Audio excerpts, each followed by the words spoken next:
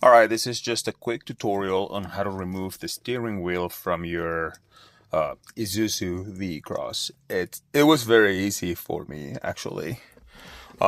This is the airbag that you need to pop off.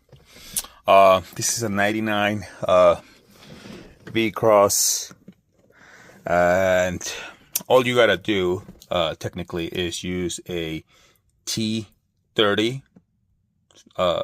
or Torx. There's two screws right here, 1, 2, and you're gonna get them from the back, like right here. Once that you undo this, it will allow you to remove your airbag, right? What you want to do first, though, you got to disconnect your battery before anything, and then just unplug these two connectors and remove the airbag out. And then this was a 19mm nut.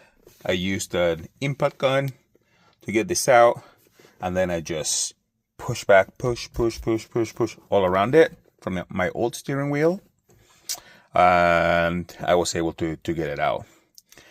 This one, it's a new one. It's wrapped in leather with red stitching. It's beautiful. Let me know if you want one.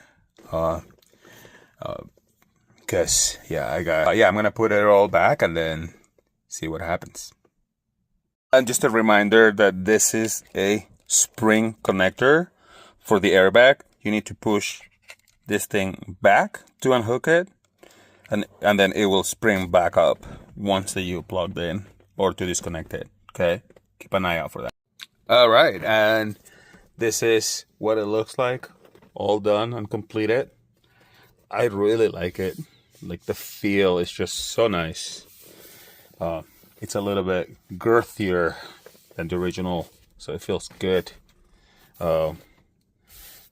Yeah, I mean, good upgrade for RV crosses. Can't complain.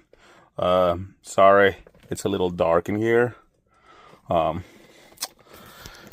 yeah, I mean, it's not bad at all.